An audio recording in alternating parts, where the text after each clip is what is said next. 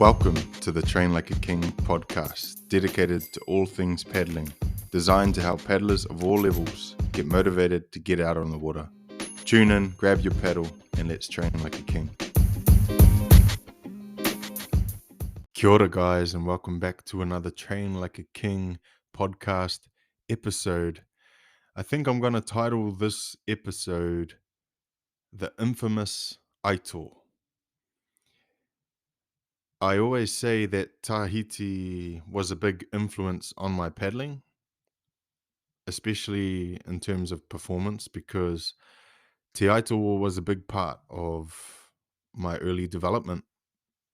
It wasn't until I went to Tahiti that I started to improve very quickly. And I want to talk about one race in particular that really helped this the most, especially the one-man race. I'll talk about a 6-man race another time, but I guess you could say that this race, in my eyes, for many years and probably still to this day, is one of the most prestigious one-man races that you can do. And it's probably the most prestigious race, especially in the world of va'a, or rudderless canoe paddling, V1 paddling. And that is the Te Aito, and subsequently the Super Aito. So the first time I traveled to Tahiti was 2013, obviously for a 6-man race, but I came back for another race after that, and that was the Te Aito. And so I want to dive a little bit deeper into this race and why it's so prestigious. And so to give a bit of background to this race, it's held in Tahiti every year, and I want to say it's been around for 10, 20 years plus. Don't quote me on that, but it's been around for a long time. And it is a race in Tahiti, and it's roughly around, I want to say, 28 kilometers. It's 28 kilometers for the Te Aito. However, the second race, the Super Aito, can differ in distance. So this is basically how it goes. The Te Aito, anybody can register to race in the Te Aito. And I remember when I first started, there was over 700 paddlers registering for this race. And so there was a lot of people on the start line. And it got so crowded that I think they had to run separate races, especially the open men and the master men, because they had so many numbers that they had to run the masters race first and then the open men after. But I remember in 2013, when I first did this race and the races were together, there was, I want to say, close to over 500, close to 700 paddlers on the start line. Well, it was ridiculous how long the start line was on the beach and how many paddlers were gearing up to race. So that's the Te Aito. It's a 2-lap course of a 14-kilometer route. So 2 laps of 14 kilometers for the opens. I think the masters is 1 lap, and so is the women and juniors. And there's an element of surf and headwind because you're doing loops.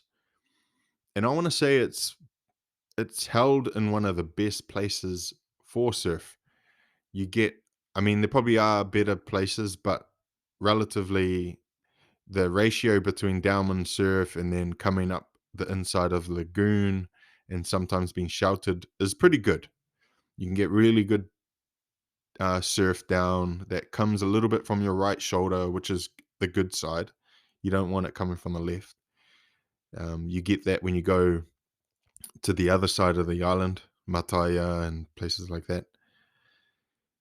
However, yeah, this is a really prestigious race. And if you're a paddler in Tahiti or if you're just in the paddling world, you will know that this is one of the biggest goals for any paddler in Tahiti, but then any va'a paddler around the world is looking in and wanting to get there, do the race, and try and do well.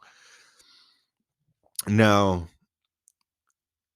the Super Aito is a separate race that usually happens 1 month after the Te Aito.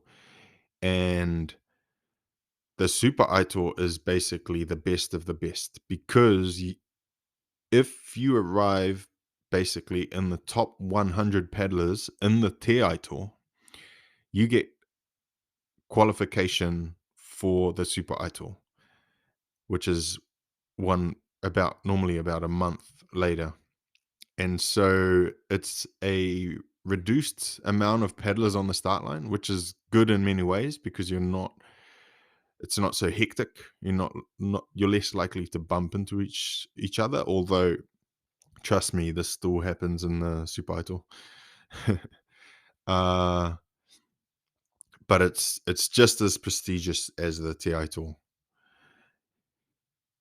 So in 2013, that was my first time competing in the Te Aito.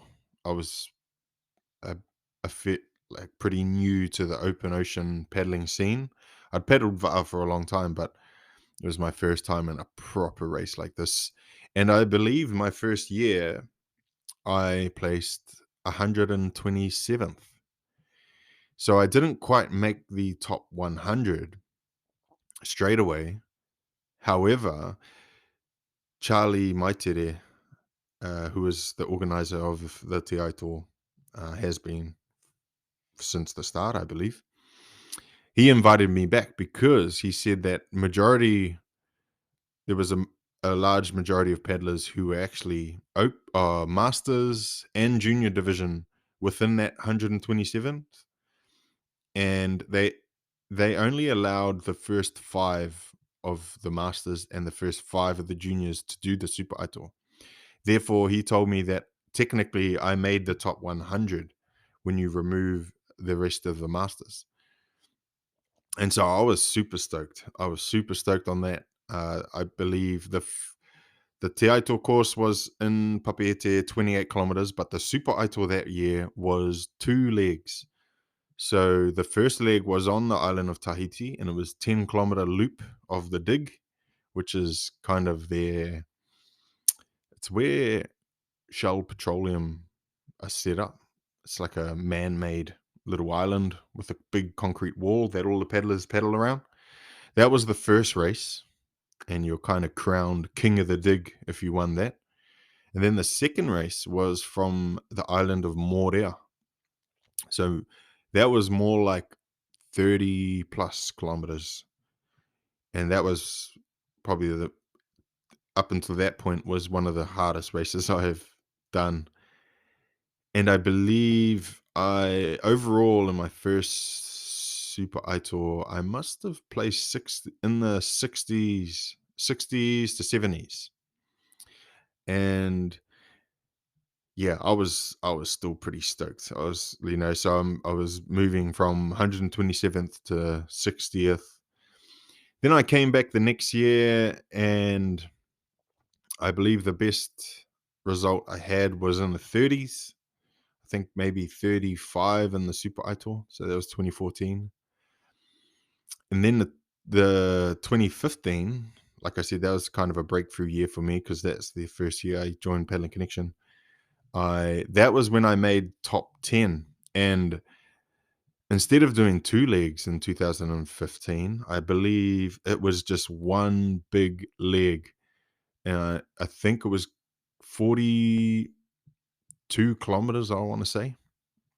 And the way that I actually made the top 10, because the first half of the race was surf, and then the second half was flat water, paddling all the way back to the finish line.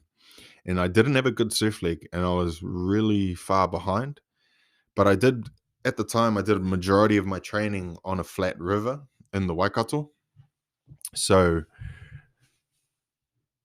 that second half of the race, I really related to. And people, because of the distance and because of the heat, people were starting to drop off like flies in terms of, it looked like people were cramping, people were getting sore backs, and it was I remember it being a tough race, but I really liked that part of the race. And so my two sisters came over with me at the time, Hannah and Rihanna, and they were cheering me on every time I passed someone.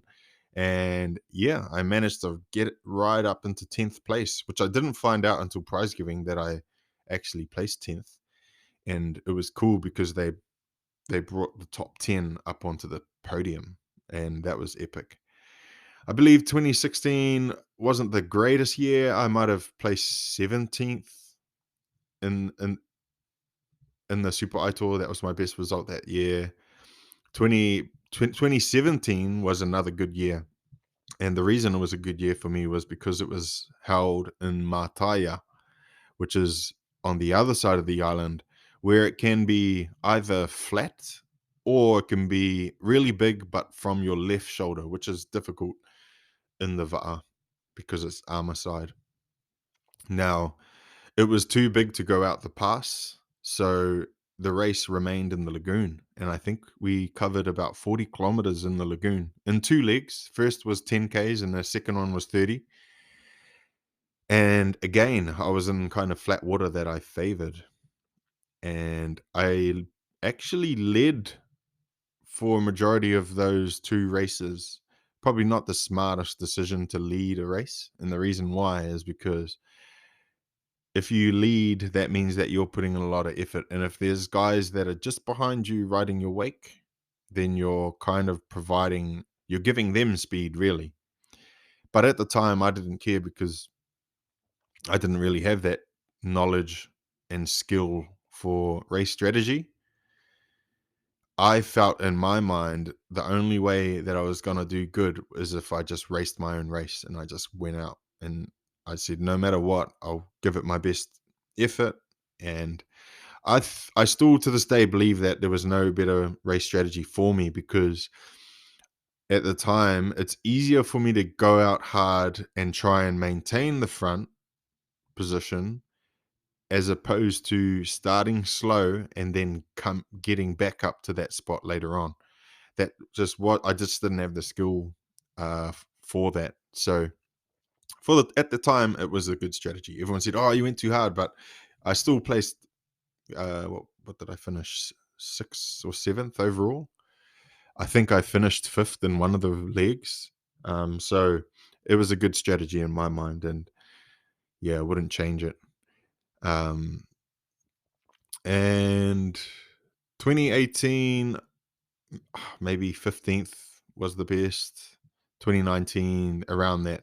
So yeah, once you start getting to that top 20 mark, it's quite difficult to yeah. That's what it's like with any type of training, I guess. I always say, like, to all the new peddlers starting out there, you're gonna make massive gains in those early years, early months of training and racing. You're gonna make massive leaps. It's actually not until you get closer, to that higher peak level that it takes so much more to make such small changes, you know, to get that much better. It takes a lot of work to get just a bit better. But I think inevitably it all contributes to your performance, the knowledge, the skill that you gain, the experience. So I often hear people say, "Oh, I haven't really trained for this race," but they've been actually pedaling for 20 plus years. It's like you can't say that you haven't been training because the experience, the skill, the knowledge, it all stays within you. A good example is, say, Kevin Sidon Jerusalemi, who has been at the top level for so long, so long. He was a junior. Well, same with Steve, Rete, all these types of paddlers.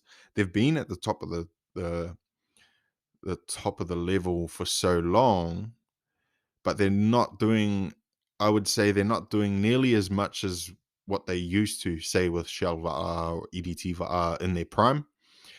Like, I know they would have been training hard back then, whereas fast forward to today, they know how to get away with less crazy training, but they've got the skill and the knowledge to still be up there, which is cool because that's just the stages. That's just different stages of pedaling. So I always say to people who are starting out on a training plan, like, really try and push your limits, if you haven't already, like, and it's not just about one training plan, it's one training plan repeated over months, over years, and then you'll see the results.